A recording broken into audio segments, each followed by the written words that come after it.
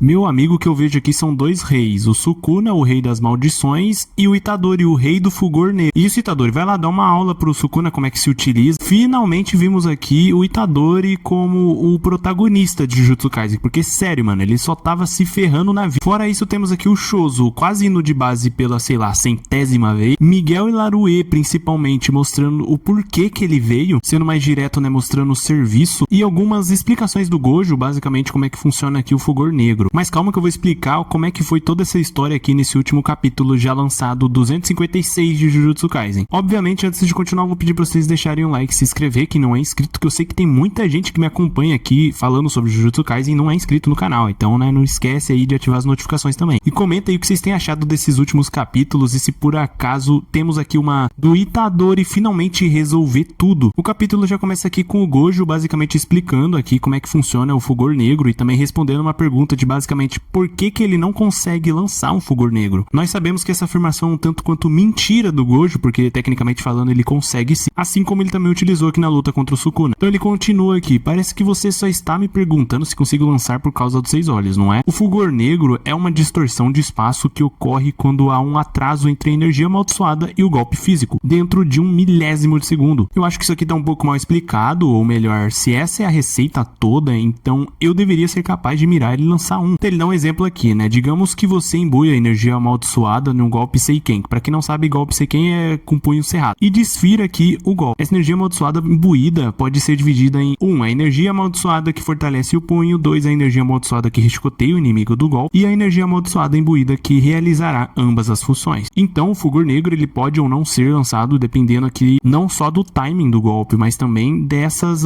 combinações. Bem, não há ninguém que possa ajustar aqui o item 3 com precisão, exceto eu, né, porque ele estava mentindo. Além disso, a quantidade desta combinação também pode variar dependendo da circunstância na hora, como a energia amaldiçoada do inimigo, assim como também as condições físicas do seu próprio corpo. E quando eu digo isso, mas acho que tem a ver aqui com a umidade do ar e a temperatura final. Fulgor negro também envolve questões sobre o espaço. A questão é que não existe uma resposta correta para as condições que ocorram um fulgor negro. Além disso, quando levo a sério, incorporo minha técnica amaldiçoada nos golpes e quando acontece um fulgor negro, sinto que acaba sendo uma questão de sorte mesmo pra mim. E na verdade, em recorde consecutivo, Nanami é até que melhor. Mas, se for pelo total, estou ganhando. Eu acho que minhas batalhas não costumam durar muito, então eu não tenho nenhuma chance de ficar utilizando aqui o fulgor negro. Isso tudo ele explicando antes é obviamente do Itadori simplesmente quebrar esses recordes. Só pra vocês entenderem, o próprio Satoru Gojo afirmou que meio que o fulgor negro basicamente também tem a ver aqui com sorte, mano, e o Itadori utiliza a hora que ele quiser, ou seja, por isso que o cara é o rei do fulgor negro. Mas enfim, voltando aqui pra batalha de todos contra o Sukuna, o Miguel tava pensando aqui, aí é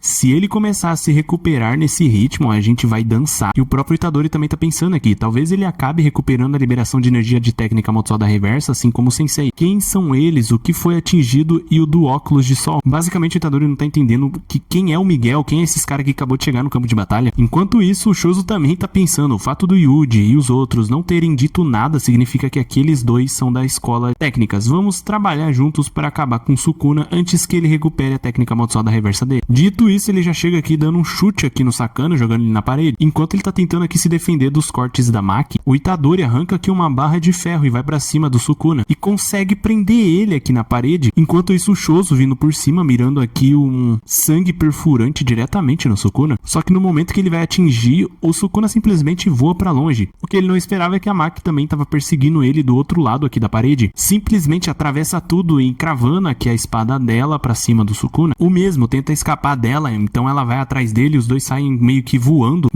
aqui em zigue-zague até pra cima. O próprio Choso fica sem entender e fala que o que aqueles movimentos estão usando o céu como ponto de apoio para se moverem. É quando o Sukuna, com essa carinha aqui de psicopata, simplesmente se prepara aqui ativando um fulgor negro, acerta em cheio na Maki e ela sai voando. Enquanto ela pensa que terceiro, enquanto isso ela já recebe outro desmantelar na cara dela e admite que até mesmo a liberação de energia dos ataques cortantes mais comuns aumentou. O Sukuna com certeza tá utilizando um pouco mais de poder dessa vez. Do nada, simplesmente o Choso vem aqui e utiliza a supernova dele, só que no meio dessa fumaça simplesmente surge um brilho passando de encontro com ele e nada mais é do que o Sukuna. Ele pensa que se moveu para trás de mim mais rápido que os cortes que ele lançou. Então o Sukuna, simplesmente segurando o Choso pela camisa, joga ele aqui diretamente na parede. Quando o Choso percebe, já é tarde demais. mais, ele tenta se proteger, mas fala que essa não. Então Sukuna utiliza aqui um fulgor negro diretamente no peito do Choso. Aparentemente ele tá sofrendo bastante com a dor, mas também está rindo, já que ele reduziu o dano com uma armadura de sangue. No meio de toda essa luta aqui, ele acaba se distraindo e leva um socão na cara. É o Itadori chegando aqui novamente na batalha para enfrentar o Sukuna sozinho. Então o Choso fala que use isso, Yuji, nada mais é do que não importa o quanto melhor é sua condição com o fulgor negro. Se você for atingido pelos ataques do Yuji, a sua liberação de energia amaldiçoada e o controle do corpo vão enfraquecer de novo. Então, tecnicamente falando, a maior fraqueza no campo aqui de batalha contra o Sukuna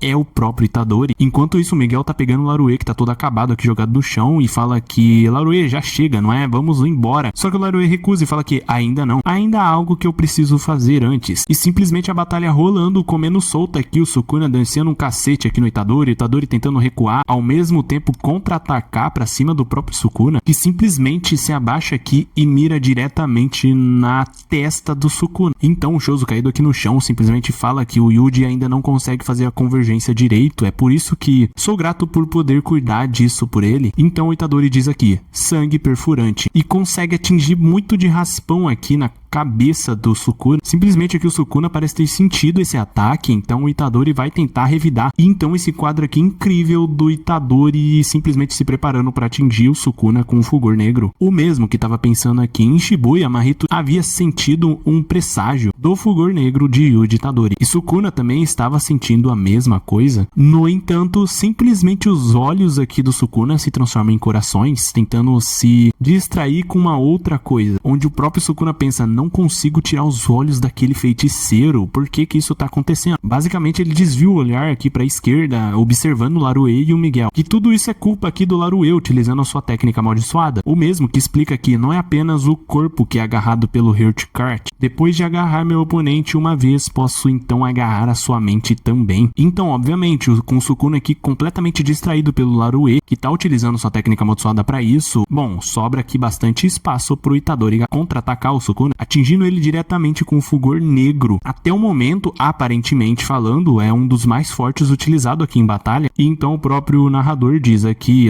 liberando seu potencial latente por meio do fulgor negro. À medida que as faíscas negras se dispersam, Yuji Itadori desperta e simplesmente ainda uma notinha pequena, um raio de esperança reluz de fagulhas negras. Simplesmente Yuji Itadori se transformando no grande protagonista que ele deveria ser de Jujutsu Kaisen. E bom, o que eu achei de tudo isso e esse capítulo, inclusive comentem aí embaixo aí o que vocês acharam desse capítulo 256 de Jujutsu Kaisen, é que basicamente o que eu achei foi incrivelmente bom, porque sinceramente, por mais que o Sukuna tá enfrentando diversos personagens ao mesmo tempo, teve vários momentos em que as lutas estavam um pouco mais reservadas, por exemplo, o Itadori Show, daí então na tentativa aqui dele simplesmente se esquivar, ele já tem que enfrentar aqui a Maki sozinho. A única coisa que eu não gostei, que na verdade já estamos até acostumados, é simplesmente o Choso, vocês estão vendo aqui, né, ele só se ferra, meu amigo, que assim, né, se você for parar pra pensar, ele é um dos mais fracos, se não o mais fraco que está em campo aqui de batalha pra enfrentar o Sukuna, até porque o Itadori eu acredito sim que ele tá em um nível superior, mas assim, né, pelo amor de Deus, né, faz o cara pelo menos acertar alguma coisa,